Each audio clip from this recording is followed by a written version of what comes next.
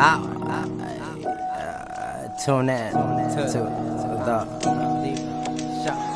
Diva Hustle. Hey, you guys, thanks for tuning in to the Diva Hustle Show. Today, our guest is Dr. Kaci.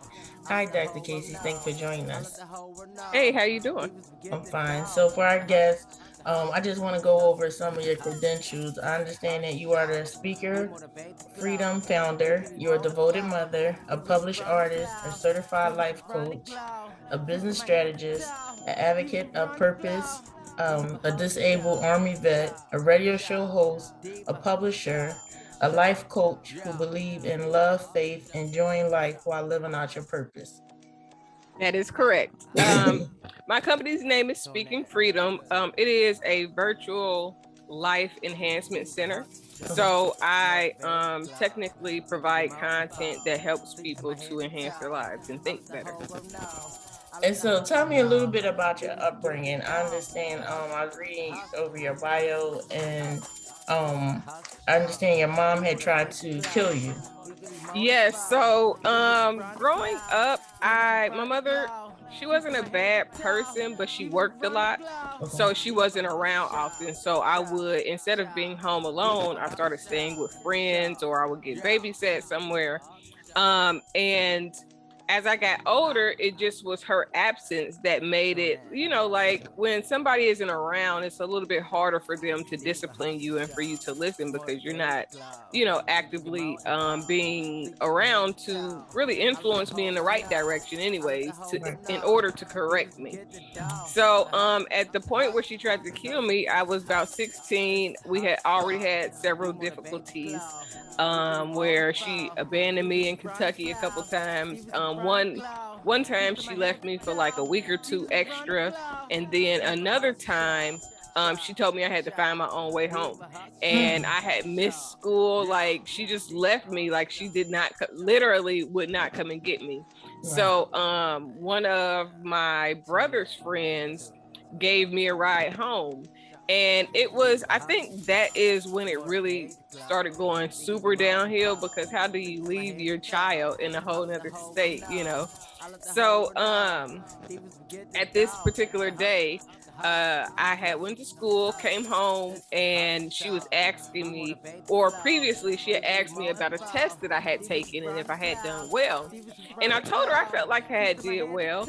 And she really, at the time, I didn't know, I was skipping school. Like, I had got expelled, so I had changed schools, got honor roll, proved myself, and then once I proved myself for whatever reason, it was just like, okay, I can do it. You see, I'm smart, so let me just, And from there, she wasn't around to make sure I was doing my work or anything. So when it came to actually doing the test, like, I had already in 8th grade, I passed all the tests that I needed to graduate.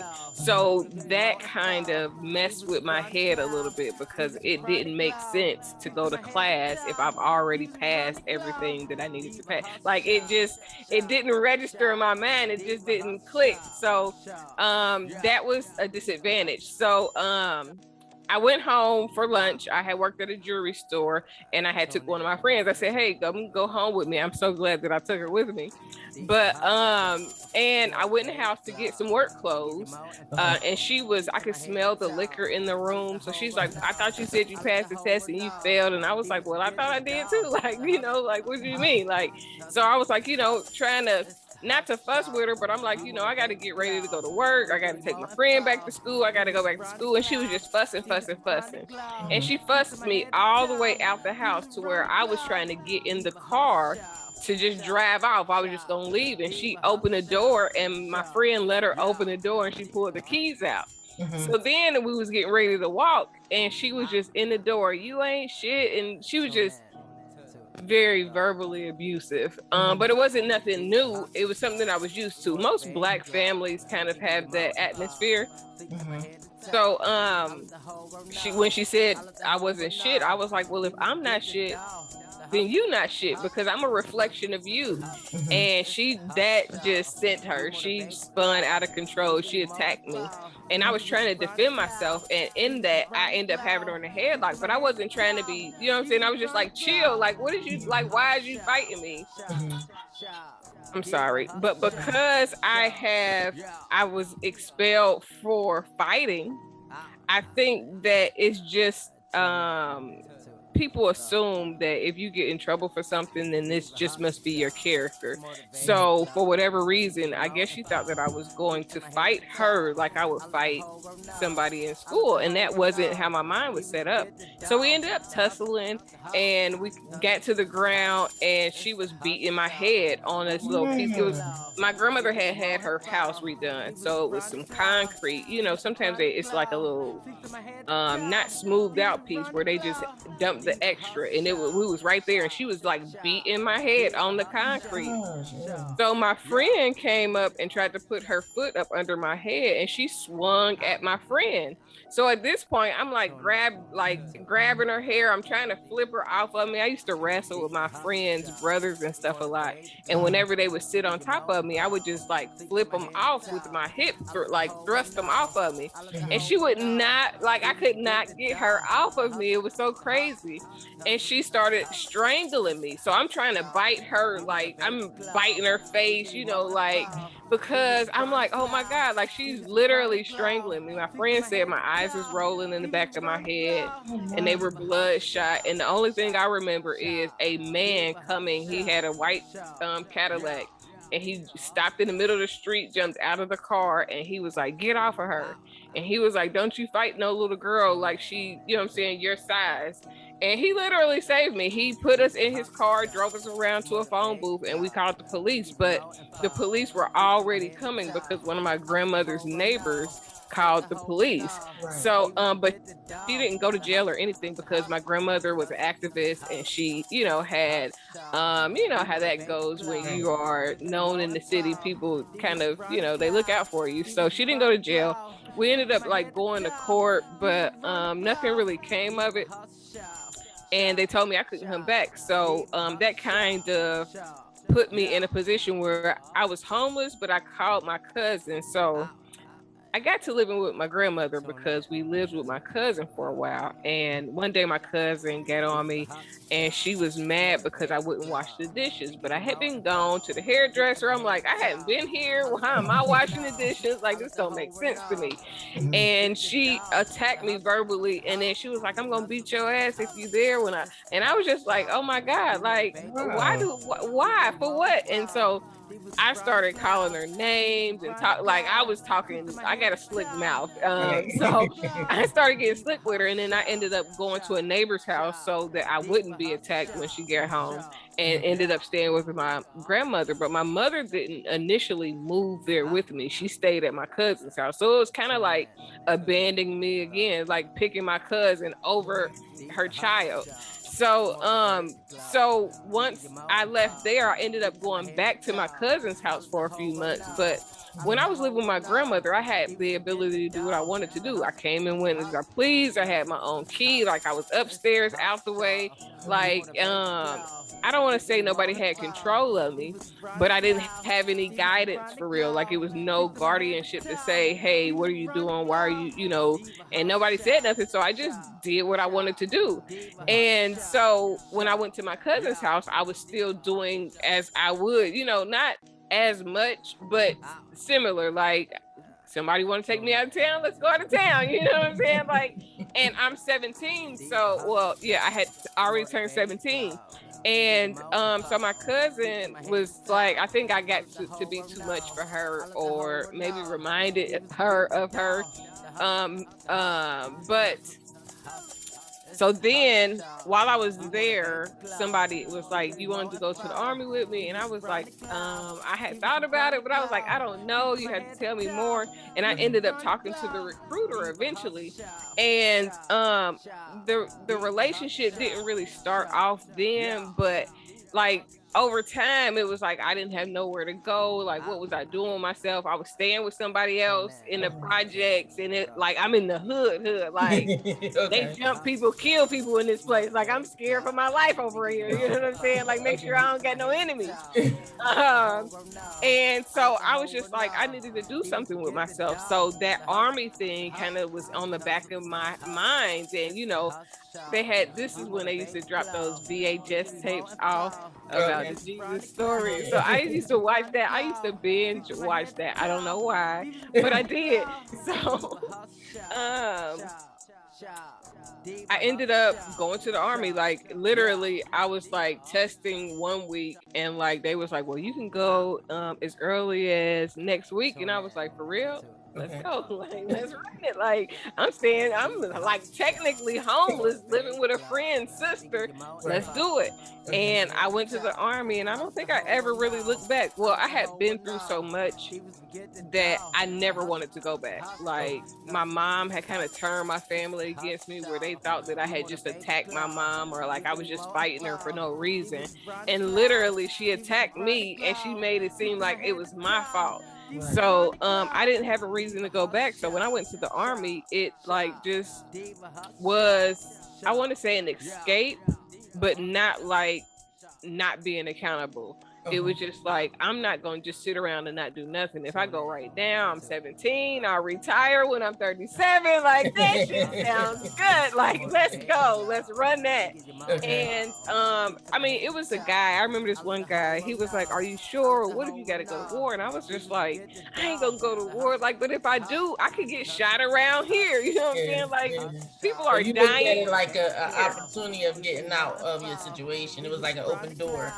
It really was, especially when you think about the fact that somebody just got killed on this street, right? You know what I'm saying? Like, we know somebody that didn't die right where we sitting at. So for you to say like, well, I could go to war, like my cousins then got in the shootouts. You know what I'm saying? Like, what are you talking about? Like, this is the war zone.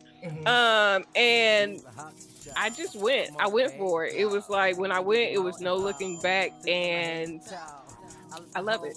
I love your experience as a Black woman in the army. It was okay. So I think when you kind of attractive, I think that it may make it a little bit different. But to me, all the people that seemed the meanest were like the nicest people. Like I used to be looking at them like, bro, you're not even mean like that. Like you smiling and laughing low key, like, so it wasn't what I expected. I expected it to be really rough. Now, we did have days to where like we would be in push-up position on rocks, and our hands be like hurting from the gravel. But it wasn't a horrible experience. It really built a lot of toughness and character, and it, like it tested you. And that's the part that I really went for. I wanted discipline when I went. Okay. And so now you come out, you disabled, right? So you leave the army. So then how did you become an ordained minister? Well, how did that come about? Okay, so when I first got out the army, I partied a little bit, ran into a guy who I ended up dating for a little while, and he called me one day and he was like, Mace is in the studio, why don't you come down here? And I was like, Mace, like, and I ended up going. So but I had a dream about him. So after I met him, like the first time on down the line, I had a dream about him, and in the dream it was something like different. So I was like, when I saw him again, I was thinking like, I'm gonna go to his church.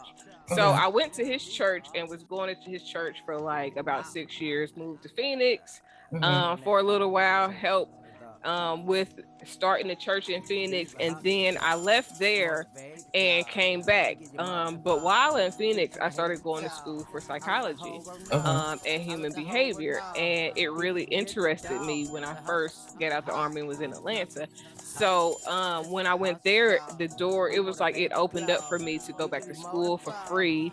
I was working at University of Phoenix, and when I left there and came back, I just continued on with school. And during the time of being at the church, they had ministry classes where they was teaching you about ministry. It was it was called the School of Prophets Who Profit. And so I was on the path then. I felt like I had premonitions a lot. I have like when Deja Vu movie first came out, I needed to see that movie because I feel like I all the time I can dream something and then I see it and I be like, dang, I feel like I've been in this position before. And then sometimes I dream things and they happen in other people's lives and I don't be like, well, what in the world? So I always had like a feeling that it was something more to me. And I wanted to, being in church, it opens you to being used by God a little bit. But when I was in Iraq before that, while I was in Iraq, I don't want to say I got saved. So I went to the altar in the tent church in Iraq. And one of the reasons why I went to Iraq is because I had a dream about being in Iraq. When I got to Iraq, I literally seen everything that I saw in my dream. So when I was there in the tent church, I like over the time that I was there, I just felt heavy. It was just like I felt like the devil was just on my back. I used to just cry a lot. I was just like, it was just a lot. And so I went to the church and I was like, and that's what I told them. I was like, I just feel like it's just on me, like, just pray for me. And they prayed for me. And like, I felt like somebody was pushing me. Like I fell to the ground and I was shaking and they said, nobody touched me. Like they said, nobody touched me. So I was like, because I was like, did somebody push me down? Like, what in the world? Like, trying to kick somebody's butt. Right. This is the funny business. So, but when I got back to my seat and I was saying, thank you, God. But when I was hearing what was coming out of my mouth, it was not thank you, God. It was like something else. And it was, listen, when I was in Iraq for about 4.5 months. Okay. Came back when I would go to church after that experience. Every time it would just be like something would come over me, like I could not control it. Okay. Now, in the last couple of years, my research has told me like close to where we were was where the Garden of Eden was. Like that's the part of the world that we was in. But nonetheless, so I used to be scared to go to church because it was like I could not control it. Like when the spirit would move in me, like I would shout, I would be like it was just like, and I was like, look, I'm not going to this. So when I started going to Mace Church, I was like, when I went to the altar, I told the lady, she's actually a media mogul now, Kim Ford. I was like, she was a minister at the time. I was like, every time I go to the altar, it just takes over me and I don't like it. Like I can't speak, what I'm trying to say won't come out. Like it was just weird. And she was just like, embrace it or whatever. So in the course of me being there, I had prayed for people and I would see results. I would have dreams about people. Like it's DJs. I would have a dream about a person or do it. And it would just be like weird. So in my mind and in my notes at the time, I used to always write what I felt like God was trying to show me. And I always felt like I was prophetic and I could be a minister. So I went through the minister training and then it stopped. But then in the course of that, I moved to Phoenix and all of that. So fast forward to last year. Okay.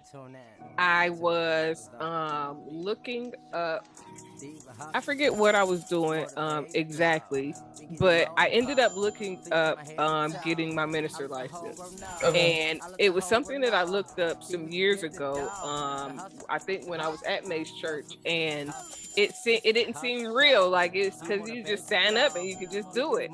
Right. And so I didn't really take it serious back then, but this year I was just like, okay, well, I'm gonna just go and do it. Like I had studied in my when I went to Grand Canyon, it's a Christian school, so some of the introductory courses is ministry training. Like you're going through ministry training. So I was like, I'm just going to do it. And it just so happens I actually have the background and all of the things that will really make me a good minister.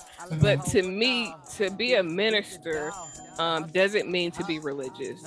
Because a lot of people is like, well, if you're a minister or ordained minister, then you can't say you're a spiritualist or you can't. And I'm like, what? Like, what? Who said that? Where did that rule come from? A minister just means a servant of God.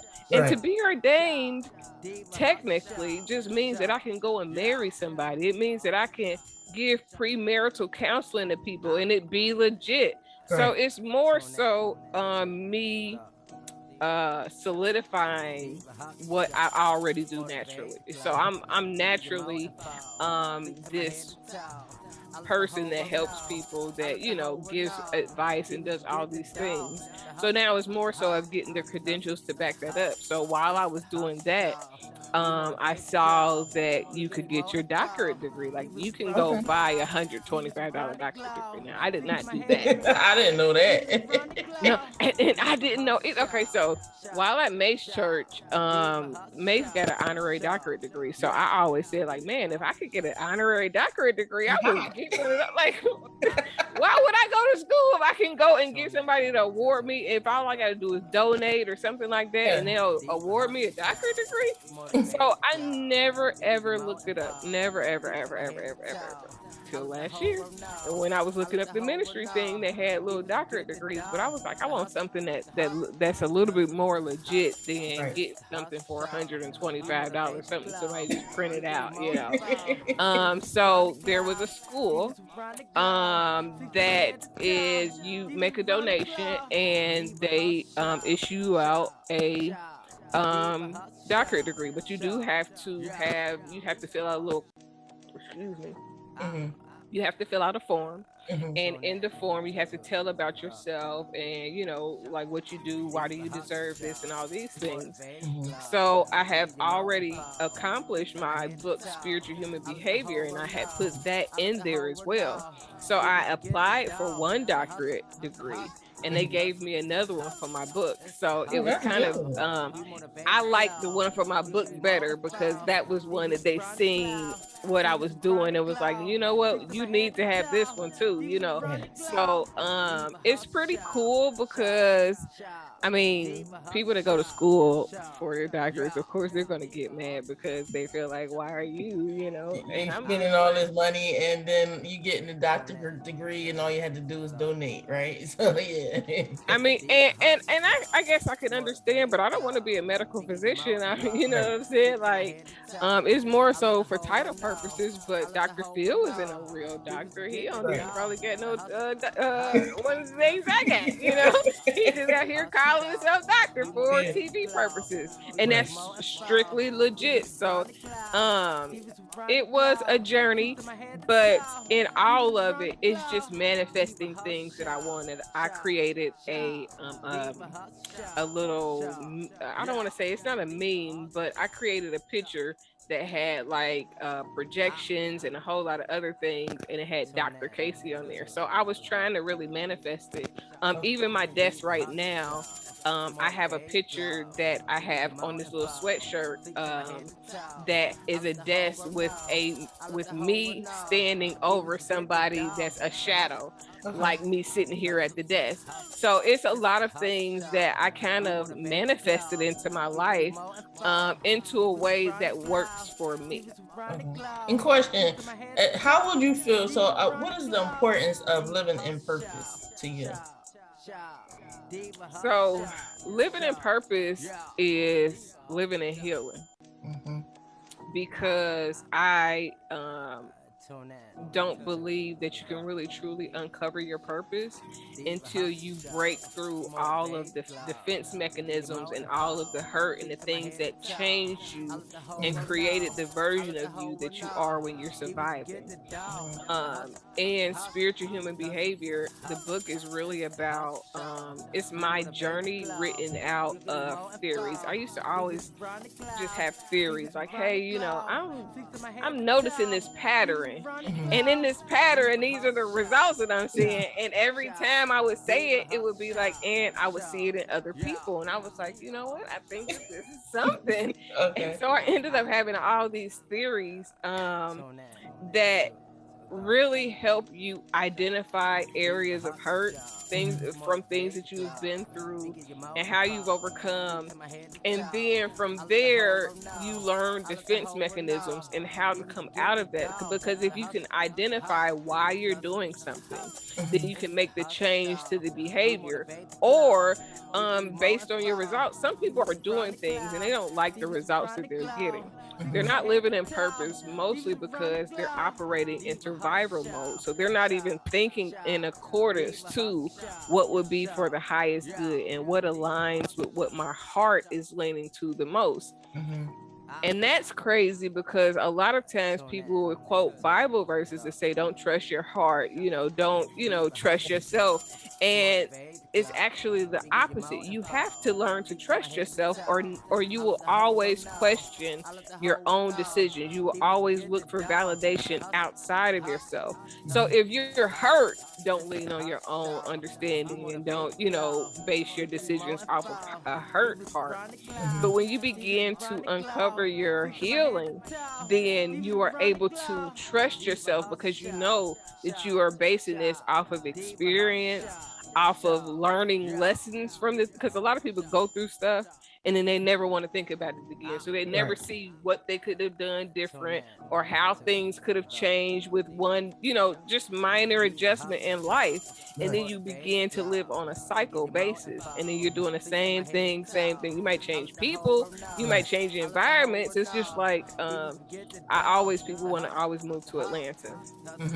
But if you move to Atlanta with the same mindset that you lived wherever else with, you're going to come here and get the same thing. But it's really taking the time to go in and say, you know what? I don't like, it may not be all of your results. It may not be everything, but in this particular area, I don't like this thing.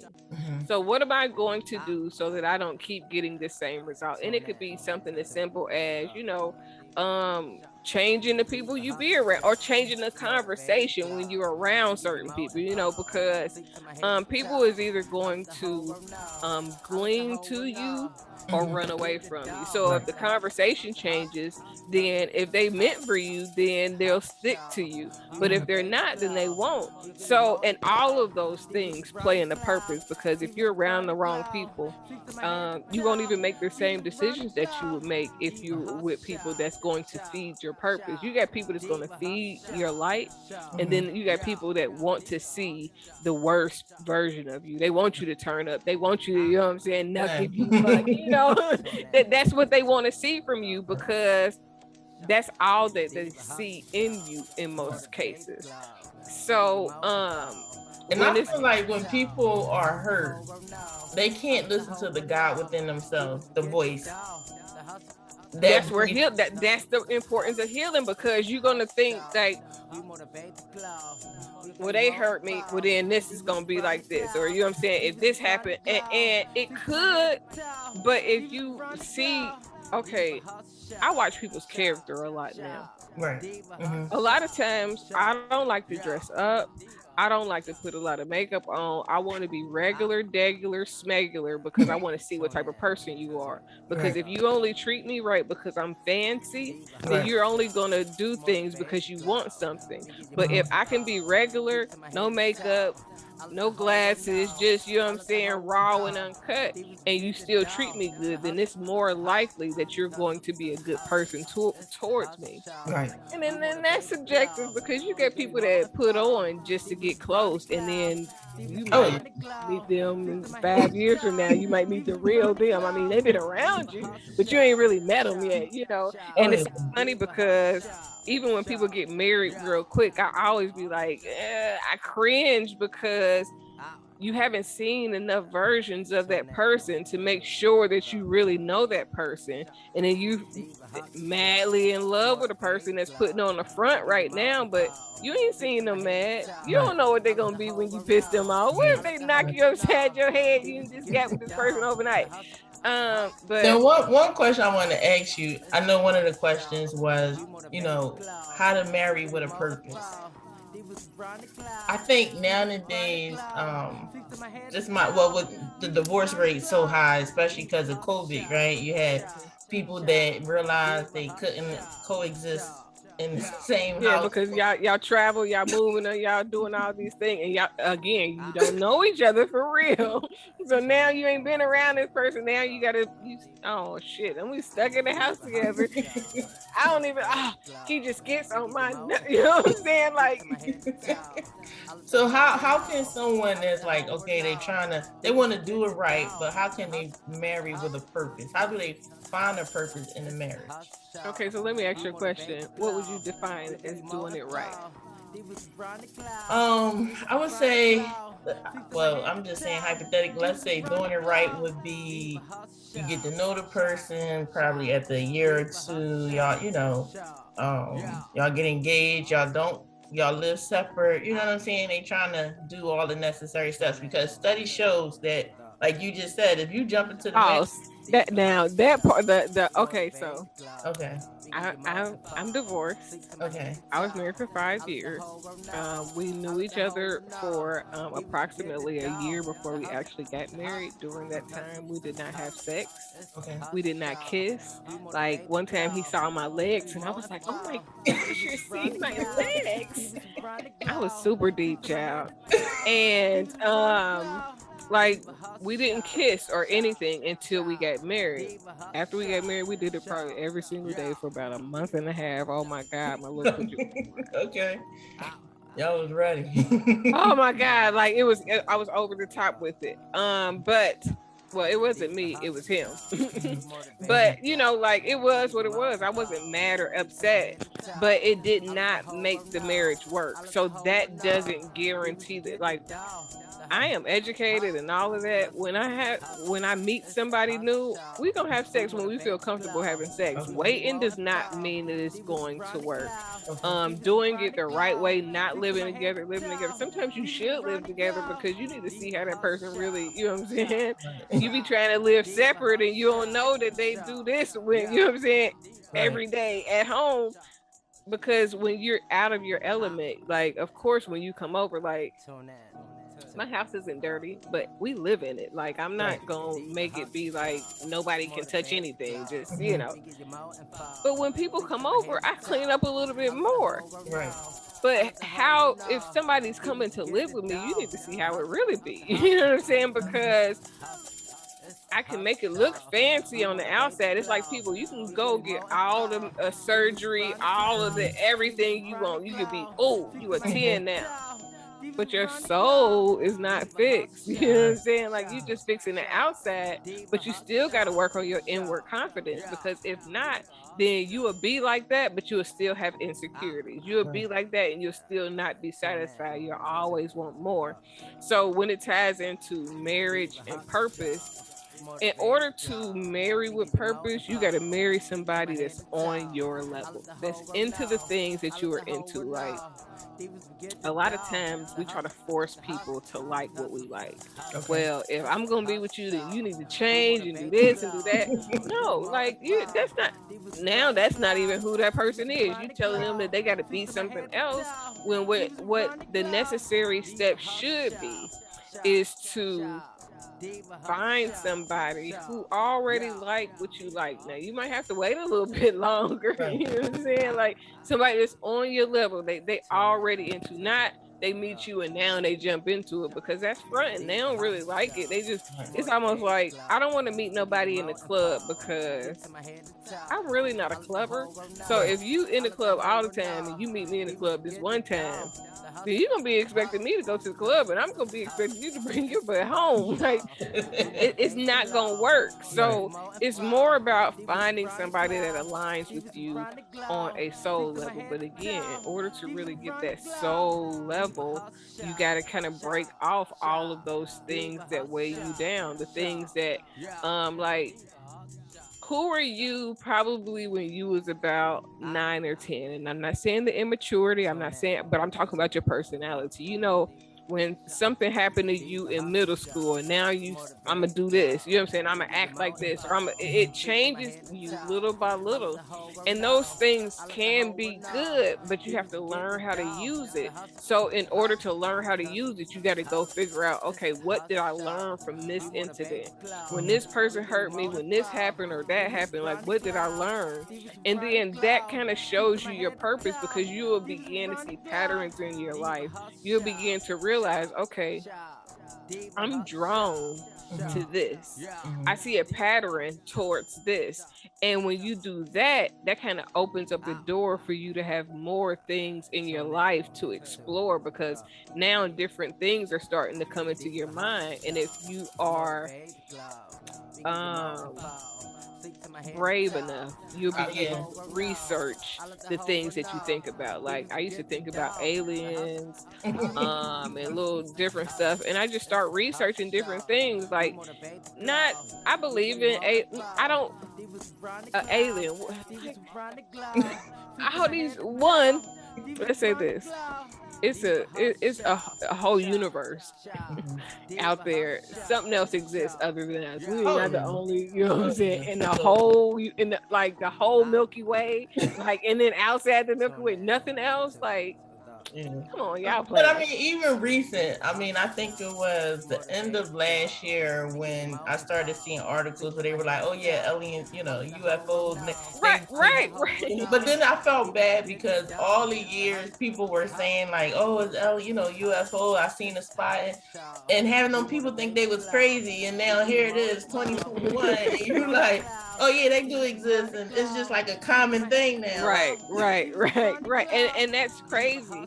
But like, when you begin to start opening up your mind and really exploring what comes across your mind, one, you can either put to rest or figure out what that means to you. So when you start looking up stuff and then you start understanding different narratives of different things, it really changes you, and it helps you understand and grow more into. I used to look up, like, why are there so many versions of Christianity? Like, that don't make sense. Like, the Bible say you can't be divided, so how this is the ultimate division? Like, it's about 30 versions of what we're supposed to believe. Now, currently, I'm not a Christian. I prefer not to have a religion. If it was a religion, that's a question I wanted to ask you. What's the difference? What's your opinion? In your opinion, what's the difference between religion and spirituality, whatever? So religion is more of a traditional,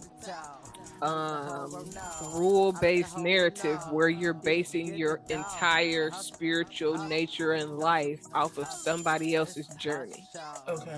It's totally based off of, for Catholics, Mary; for Christians, Jesus; for Muslims, they not Farrakhan, whatever the other. It's somebody else. For Buddha, you know what I'm saying? It's always somebody that you're basing your whole life on. Spirituality is where you take that journey for yourself, where you say, you know what, I can use them as examples. They can show me the possibilities, but it's time for God to use me. We all have the anointing in us. So I like to explain this when I speak to people, that Christ is the title for the anointing. We all have a Christ likeness. That's the God's in God's image. The spirit is literally the breath of air. So we all literally, by breathing, have the Spirit of God in us and Christ. So what we have to do is really awaken that within us in order for God to communicate through us, and where we become a vessel. Like, when the Bible talks about it, the Bible isn't totally off, but it gives you the way that it's presented gives you a false narrative of what you're supposed to. Like, they want you to worship the person and not worship the gift and carry out the will of the gift within you, for real. And in the Bible, Jesus always talks about it's not me, it's God. You know, he don't worship me. Like, don't focus on me. You focus on the wrong thing. This is God. It's God. So but religion says focus on the man. Spirituality says focus on the spirit and the nature of what was within the man. So spirituality is about connecting with your godliness within, awakening that, and figuring out which connects you to your purpose. I believe your mind and your spirit are the same. You have mind, spirit, your heart, soul, your soul and your heart. Like, if your heart stops working, your spirit, your soul is gone. Your soul is gone. Right. When your mind starts messing up, your spirit is gone. The spirit of you wavers in and out. But when your soul is gone, you're done. You can be brain dead and they can keep you alive. Right. Your heart goes. That's it. It's out. So, and then your body is your vessel. So your soul needs to awaken so that it can accurately connect with your mind, so that it can, you know, and then but your mind has to, you have to, it's, I feel like when the Bible say that before we came in through our mother's womb that God knew us, I believe that in the soul realm there was a conversation between our soul and God to say, okay, you're going to go and this is going to be your path and these are the things that you're going to do. And you know, basically everything is already written what you're supposed to do. Now you get your narrative, you can, when you get down there, you can do what you want to do. Right. But this is your goal when you get there, is to remember everything that I'm telling you. So when you get, when you first born, you still seeing spiritual things. Right. The baby's still interacting on a spiritual level. The older you get, the more it wanes out. And then even I'll say to about 4 or 5, you still in your innocence to where you can still interpret it, spiritual things and things of that nature.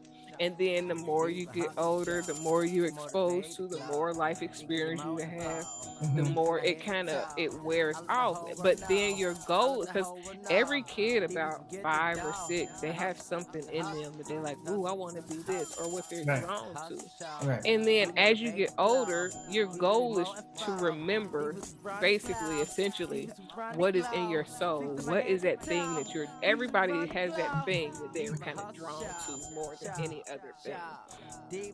And the goal is to reach that. But in order to reach that, you kind of you got to work on yourself so that you can reach that, so that your mind can interpret and recall what it's supposed to do. And then once that alignment happens, then you become kind of disinterested in anything that's not associated to what feels like it's purposeful. So then the vision boards, and this is when vision boards and stuff, I'm not going to say really work, but are more effective because you're tapped in on a different level. So what you're putting up here on the vision board now is based on what God has shown you to put up there, versus you putting on a whole bunch of materialistic things or things that really don't, make a difference. All right.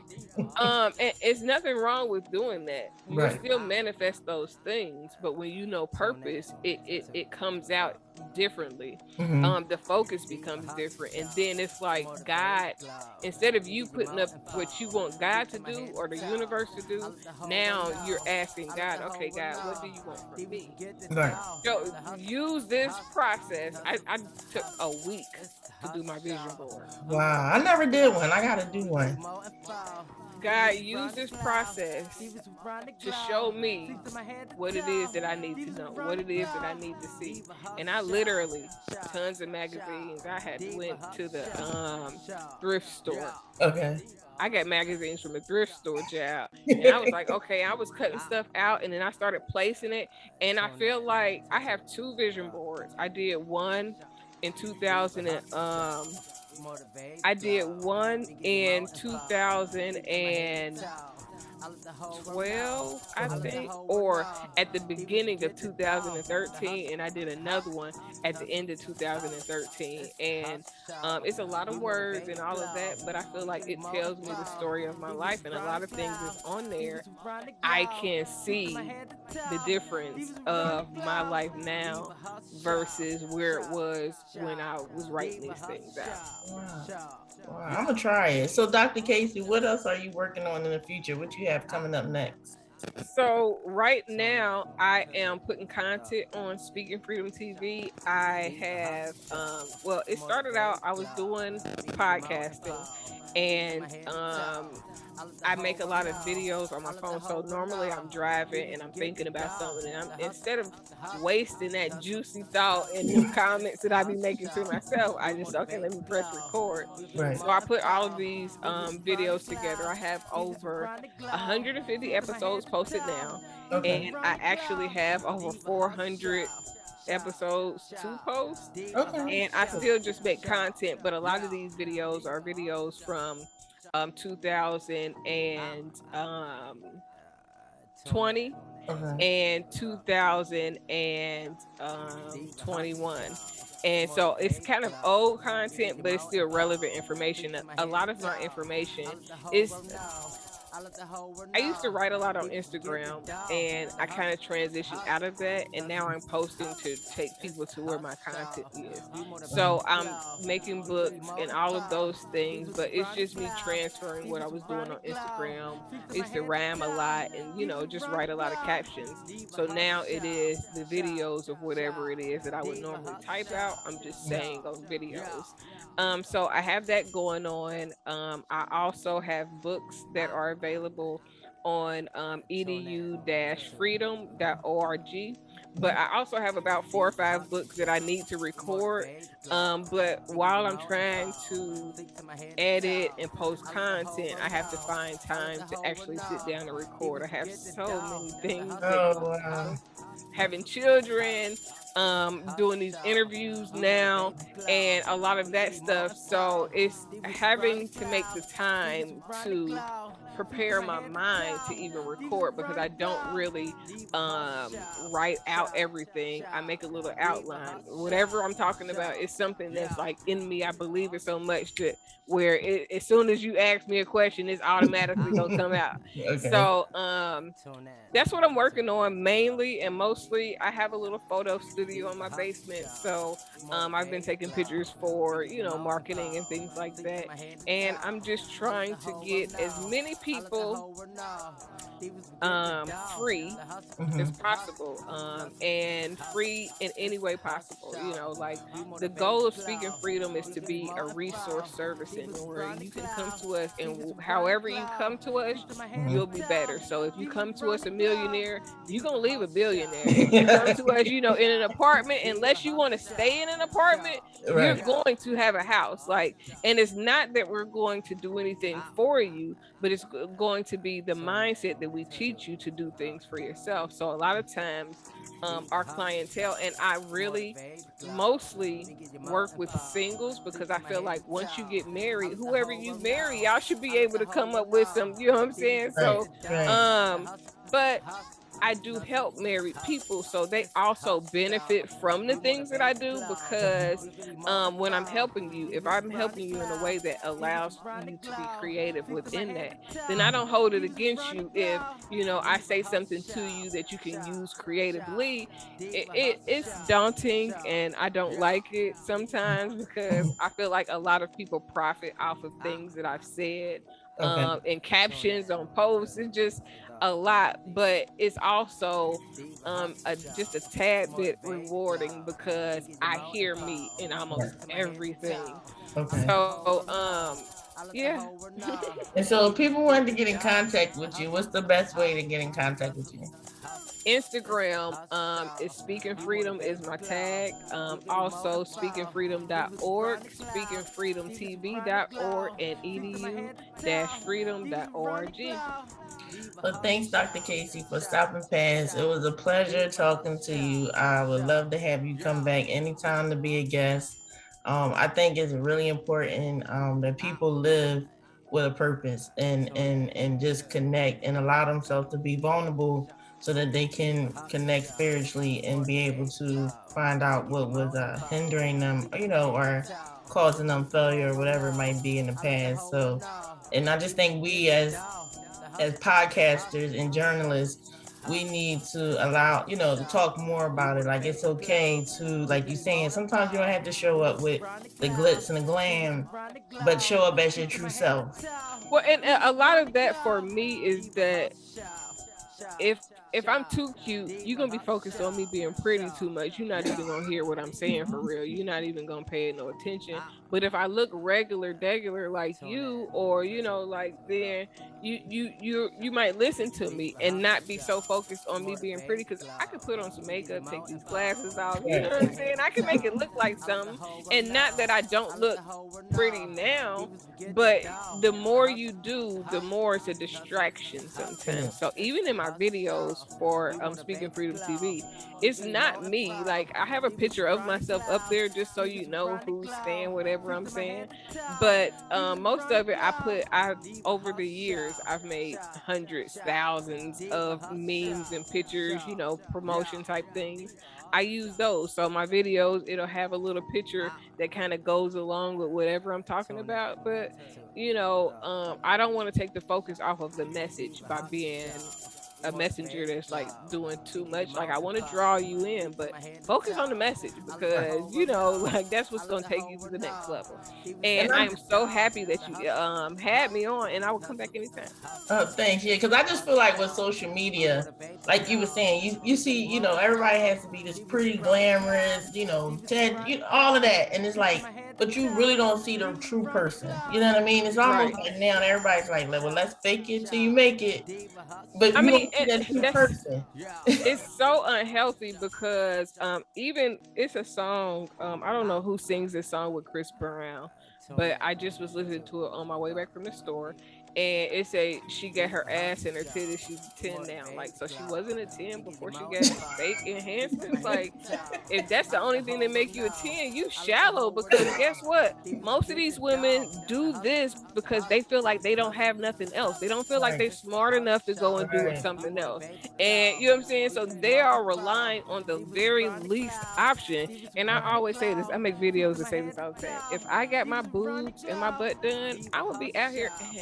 You know what I'm saying? Because if I didn't pay for it, somebody gonna see it, but I've been pretty my whole life. Right. Like, I have a couple of defects and flaws that I see within myself. Like, somebody else might not, oh, girl, you tripping. I mean, and people do that anyways, but I've been pretty my whole life. So being pretty gets old. You get tired of people just wanting to have sex with you. You get tired of people just looking at you like, you know what I'm saying? Oh, look at that. You know what I'm saying? Oh, come here. It gets old. It just gets old. Like, at some point, like, especially once I had children, I would walk around in baggy clothes, like, just because, like, dang, like, if I put on something tight, I just don't want that type of attention. Right. And it happens when you get older. When you young and you popping, you be like, or if you stay young-minded. Right. But as you get older, a lot of people are new pretty. They only pretty because they get these enhancements. They didn't never feel pretty before. You know what I'm saying? They ain't never had no curly hair, so now they need the curly weave. You know what I'm saying? Like, I've always had, like, when you're used to attention, it kind of is like, no big deal, right? But for a lot of these people, they didn't get no attention when they boobs were small. You know what I'm saying? When they didn't have their BBL, you know what I'm saying? They didn't get attention. So now that they're getting attention, and that's what really takes them to another level, but also leaves them with insecurities, because you still, at the end of the day, when you go home and there ain't nobody looking at you, now you got to deal with, damn, I done did all of this, but do I feel better, or do I just, look better? Because if you don't feel better, then looking better is only going to be half the battle. Like, that's not even going to be a half the battle. And a lot of people, they go and they do all this work and then they're depressed. And then they're, sick because now your ass, like, if I could count the number of people that booty get like 4 or 5, like it's deformed now. Like, it looked good at first, but now it got all of these like ripples and millionaires. I can think of 2 people on my one Instagram page that for sure, like the other day, somebody and her boyfriend, a celebrity and her boyfriend was somewhere, and she turned around and I was like, dang, why her booty looks like that? It's weird. Like, what is going on? And then there's another one, and she a fitness person, and I'm trying not to like put them out there like that, but she's a fitness person, and every time, and now I said something a couple months ago, and ever since then she kind of tried to do her little angles a little bit different. But it's like, it's, like there is a little cuff in your booty naturally, right. But it's like it's oh my God. And then you can get your breast implants can make you sick, and all, it's so many factors that go into that you'll be thinking that you sick because you sick, and it's really the stuff that you done put into your body that's making you sick. And then a lot of times, even with the fat transfer, y'all 20 years old getting these big old butts and these hips. What y'all gonna do when y'all 30 and y'all really fill out? Like, y'all gonna fill out. Like, y'all ain't even feel, y'all still young whippersnappers. Y'all ain't even filled out yet. Like, what are you doing? Right. So, and I'm not saying this to make anybody feel ashamed or anything like that. It's just really allow yourself time to grow into yourself. Work on your confidence, because we see all the time people that are beautiful people that get their bodies done, people that, get money, husbands still leaving, they still not happy, they still not, and then even when the husbands do stay, they don't really be happy, it be like contingencies and yeah. So it basically goes back to what we were saying. You gotta like love yourself. You know what I mean? That inner part has to be on point, because if the outer part is not going to be, it's going to be nothing. It's going to be muted if that inner part is not happy. And then that's how you get people that take advantage of you. And then you meet somebody that's like, well, let me whisper this into your ear, and then you be like, okay. You become, I'm watching Secrets of Playboy right now. It's like the surviving Hugh Hefner of the surviving series of shows about people. And the girl's like, they offered me cocaine, and I was like, cocaine? And I was like, I ain't never said that. He was just talking to me, and I told him I wouldn't do it, but and then eventually I was like, okay, and I was like, girl, I avoid when they tell, if I want to do it, then guess what? They might not ever see me again. I know they might not call me. It's been a lot of people. They ain't call me back. I wouldn't do a couple of fat train things for some change things, okay? She was like, cocaine, okay? And I was like, no, red flag, abort. Damn, pineapples. I just but that is the thing, and then when you get in these body enhancements and your mind is still young, then you're easily to take advantage of. So, it's a lot of things that I have never done before. Some things I want to try maybe, but I'm like, child, I didn't avoid a lot of things. There's a lot of people, they be like, I done did this. And I was like, you did? How you did that? Like, how did that come about? Like, what was y'all doing? Like, how's that? Like, because I always leave when it gets to that part. Like, I was like, okay, y'all getting really weird.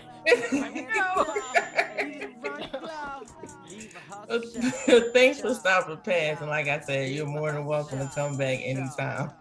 All right, thank you for having me. All right. Tune in to the